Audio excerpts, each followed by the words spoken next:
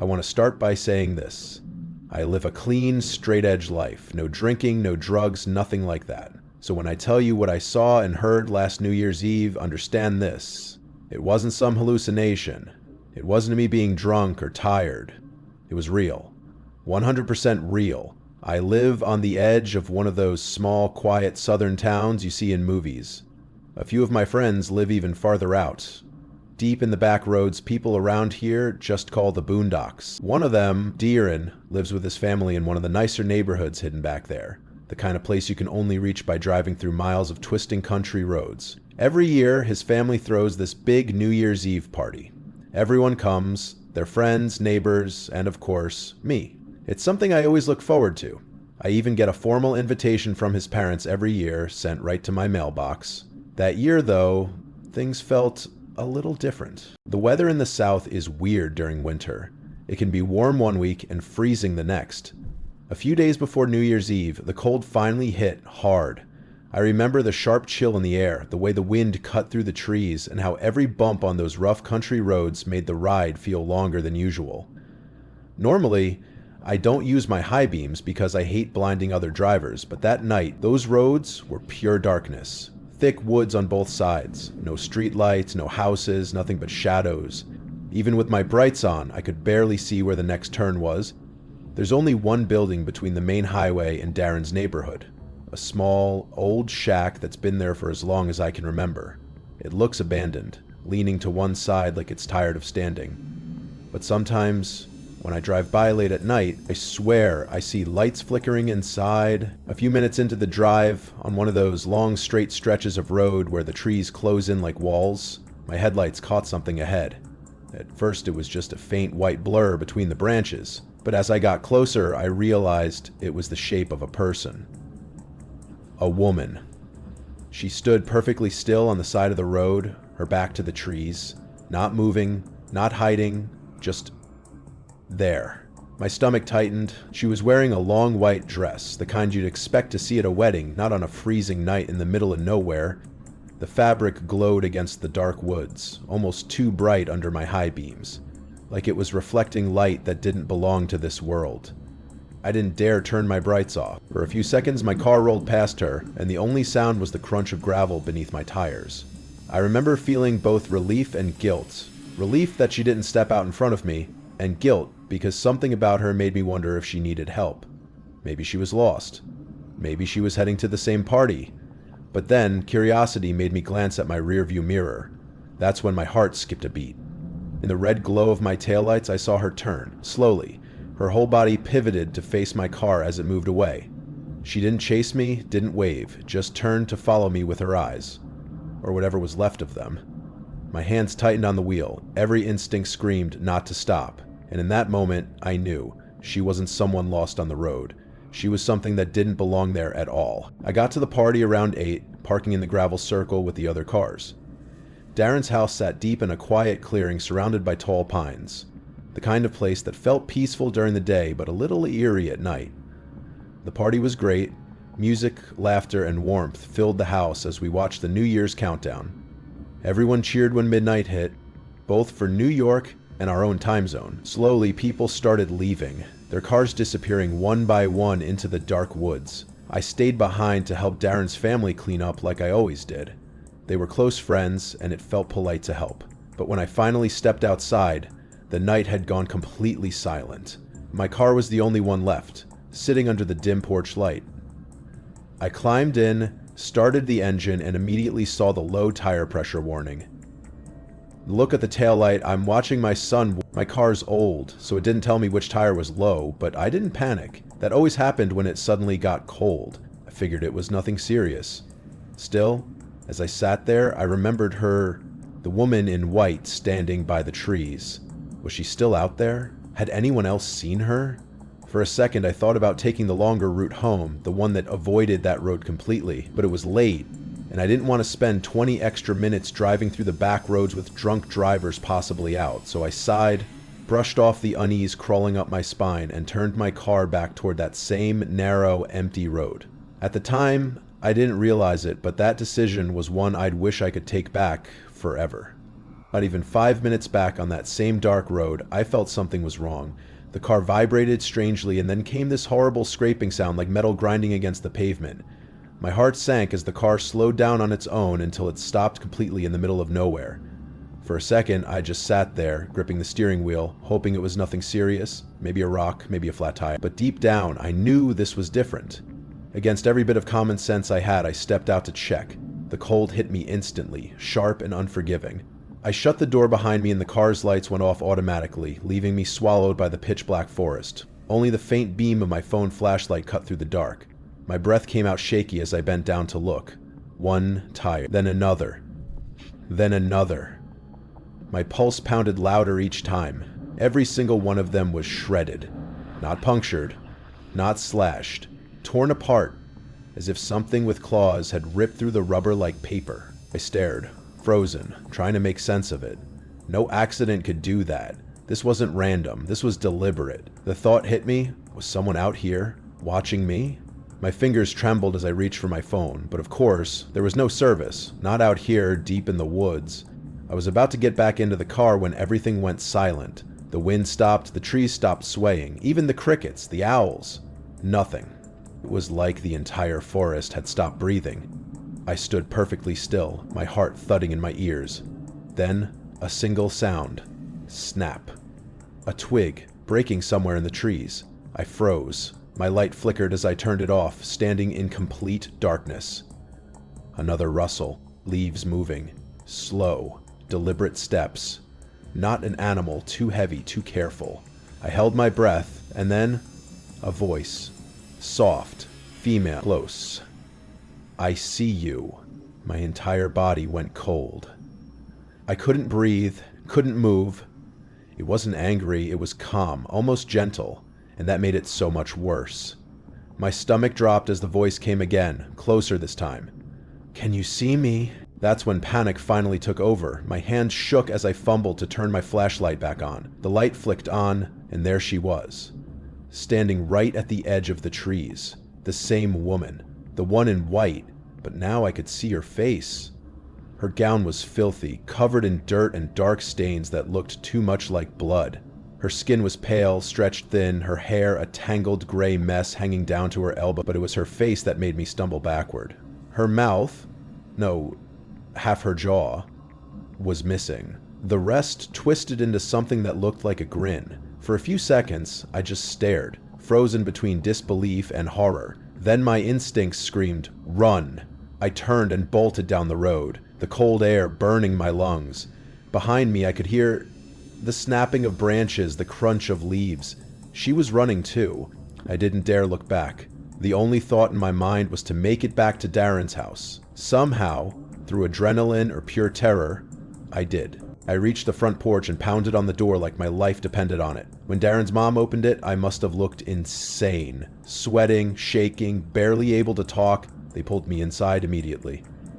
I told them everything, every detail, my voice trembling the whole time. Darren and his parents were shocked, but calm. They told me I could stay the night, that they'd call the police in a tow truck in the morning. I agreed without hesitation. The police promised to search the area that night and have my car towed by morning. I finally started to calm down, telling myself I was safe. I was inside, surrounded by people. I lay in the guest bedroom exhausted, trying to sleep, but sleep never came. Around 3:14 a.m., I woke up suddenly. At first, I didn't know why. Then I heard it, a light tapping sound at the window. I turned slowly, and my stomach dropped when I realized the sound was coming from outside. The window didn't have blinds. I could see straight out into the night. I told myself not to look, but then came the voice again, soft, familiar, cutting through the dark. I see you. It was her. Somehow, she had followed me. My heart stopped. She was throwing small rocks at the glass. Trying to get my attention, I couldn't move, couldn't speak. I just stayed there, frozen under the covers, staring at the ceiling, praying she'd go away. Minutes felt like hours. I didn't dare look out the window again. Eventually, the tapping stopped. I didn't sleep another second until sunlight crept through the window. When Darren's family woke up, I told them everything. The tapping, the voice, all of it. We went outside together. The driveway looked normal, the woods were still. But when the police showed up later that morning, they told us something I'll never forget. They found footprints. bare footprints, leading from the road straight to the side of the house and stopping right beneath the window where I'd been sleeping. The next morning, things got even stranger. Out in the yard, right where I'd heard that voice the night before, Darren's father found something half buried in the grass, a large, rusty knife. It didn't belong to them. The police said it looked like the same kind of blade that could have shredded my tires. That realization hit me hard. If she had that knife, it meant she wasn't just some lost stranger. She had followed my car all the way to the party, waited until I went inside, and then destroyed my tires to make sure I'd be stuck out there alone later. Darren's parents called around to ask if anyone else had noticed something strange that night. One of their friends said they did see someone outside, a woman in a white dress walking near the tree line, but they thought nothing of it because guests were constantly arriving and leaving. When the police took my statement, I told them about the shack on the road, the one that always seemed to have lights flickering inside. I had a feeling it was connected. They checked it later that day and told me no one lived there, but what they did find made my blood run cold. The place was surrounded by the remains of dead animals, torn open and left to rot across the woods. No footprints, no signs of anyone leaving, just silence and the lingering stench of something that shouldn't exist. That woman was never found. The police searched for days, but it was like she'd vanished into thin air. And that's what still keeps me up some nights. The questions that never got answered. How did she find me again so fast after I left the party? How did she speak so clearly when half her face was gone? Sometimes, I tell myself it must have been my imagination, that maybe my mind twisted what I saw because I was terrified. But deep down, I know what I heard. I know what I saw standing there in the dark. This New Year's Eve, I'll still go to Darren's house. It's tradition, after all. But I won't be driving alone this time. And I definitely won't take that road again, because some things, once you see them, they stay with you.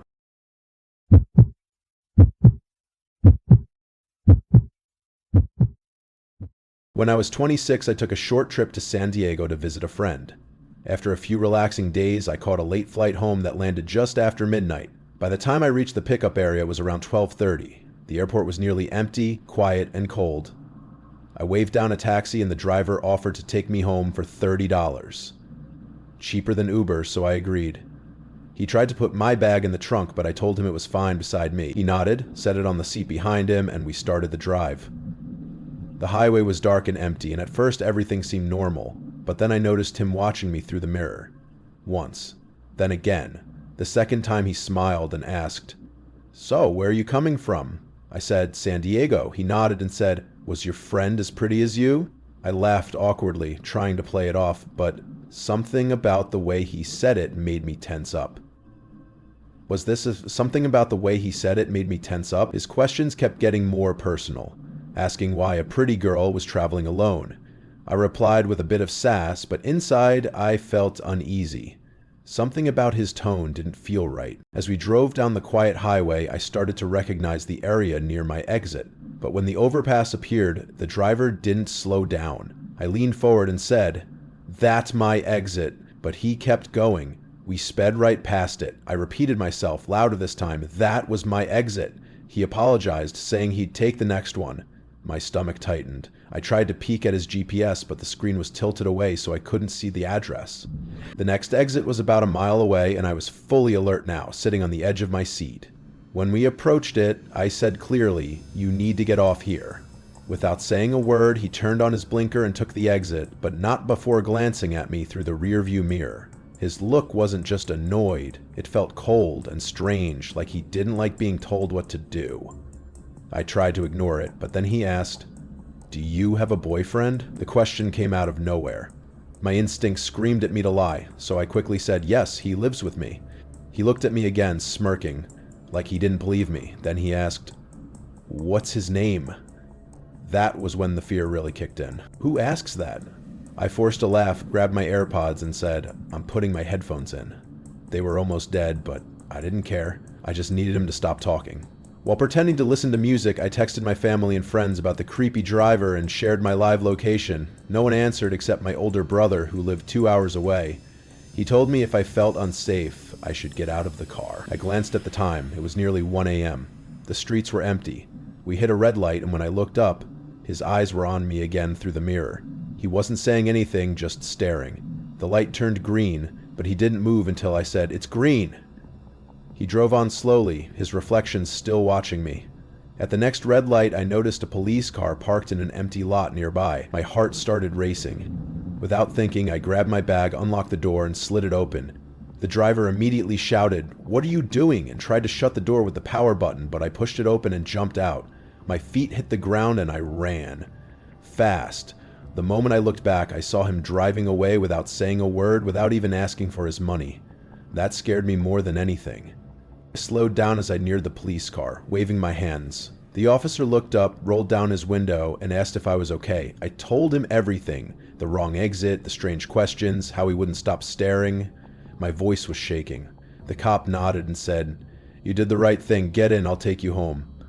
I know not everyone gets lucky like that, but that night, I did. The ride home took less than 10 minutes, but the whole time I kept checking the mirrors, half expecting to see that van's headlights behind us. When we pulled up to my apartment, I thanked the officer and went inside, locking every door and window before collapsing on my bed.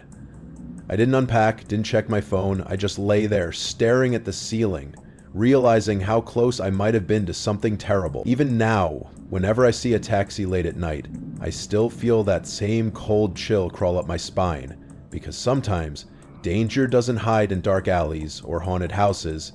It's sitting right in the driver's seat. It felt like the second I laid down in bed, I heard a knock at my front door. At first I froze, telling myself it was probably nothing, but then I remembered. The taxi driver. He had my address. What if he'd come back? What if he wanted his money? Or something worse? The knocks kept coming, soft at first, then louder, more impatient. My heart was pounding so hard I thought it might give me away. I didn't move. I didn't make a sound. After a few minutes it went silent, and I almost convinced myself it was over. Then, another round of knocks echoed through the apartment, slower this time, like whoever was out there wanted me to know they weren't leaving. I stayed in my room, clutching my phone with shaky hands, praying for it to stop. Eventually it did. Somehow, I drifted off to sleep, too drained to stay awake any longer. The next morning I went to work, still on edge. A few hours into my shift, I got a call from my neighbor, George. He said my dad had come by earlier, trying to get into my apartment to drop something off, but didn't have a key. My blood ran cold. "My dad?" I asked. "Yeah," George said. He was checking through the windows to see if anyone was home. I thanked him, quickly hung up, and called my dad, and just as I feared, he was at work. He hadn't stopped by at all. I told him everything, from the creepy taxi ride to the knocking on my door. My dad's voice was tense. He told me to come home for a few days. I agreed, planning to go after my shift. That night, around 9, I got home and started packing. But something about the apartment felt wrong. I couldn't explain it. It was this heavy feeling in the air, like someone else was there. I told myself I was being paranoid, just shaken from the night before. But then I heard it. The sound of the floor creaking. Slow, deliberate, like footsteps trying to stay quiet. I froze, listening, every hair on my body standing up. The sound came again, from down the hallway. I told myself it was the pipes, the wind, anything that made sense, but deep down, I knew it wasn't. I grabbed my bag, ready to leave, when I heard a voice, low and calm, say, "I wasn't going to hurt you." My heart dropped. From the corner of the hallway, I saw an arm move into view, reaching out from behind the spare bedroom wall. I didn't even think. I bolted for the front door, sprinting barefoot across the floor. I burst outside, screaming for help, pounding on my neighbor George's door. He and his wife came rushing out, their eyes wide with shock as I gasped for breath, begging for help. Instead of going back inside, we called 911 and waited for the police. When the officers arrived, they searched the apartment. It wasn't big, only a few rooms. But the place felt endless in that moment. They checked closets, under the bed, behind furniture. Then they found it. The backsliding door was open, the one that led to the shared yard. Whoever had been inside must have slipped out that way just moments before I escaped. My stomach turned. He had been in there, listening, waiting. I told the police everything. The cab, the wrong exit, the way he stared at me, but I didn't have a receipt or a photo, no plate number, no taxi ID. Just that it was a yellow minivan and a middle-aged man with dark hair and cold eyes. The officers said they'd check traffic cameras along the route I mentioned, but I never heard if they found anything. I grabbed my packed bag and went straight to my parents' house, where I stayed for the next week. They begged me not to go back, but eventually I had to. Life couldn't stop forever. My dad came with me that first day and helped install security cameras, front door, back door, everything. I even bought a taser to keep next to my bed. I told myself I was safe now, but that night as I lay there watching the red glow of the camera light blink in the dark, I couldn't shake the thought that somewhere out there, that man still knew exactly where I lived. Since that night, I've moved twice. 2 different apartments, 2 new starts, but that memory still follows me. I never had to use the taser, thankfully, but it's still right next to my bed, just in case. And I don't take taxis anymore, not when I'm alone. They're too unpredictable, too hard to trace. You hear stories all the time about fake taxi drivers, people getting kidnapped, disappearing without a trace, and sometimes I can't help but wonder, was he even a real taxi driver? Or was that van stolen, used for something much darker? The thought still chills me. It's scary to realize how quickly a normal ride home can turn into a nightmare. So tell me, what would you have done if you were in my place? Would you have trusted your instincts and jumped out too? Share your thoughts in the comments below. And if you want more real stories that'll make you double check your locks tonight, don't go anywhere. Watch the next video on the channel. It's even more unsettling than this one.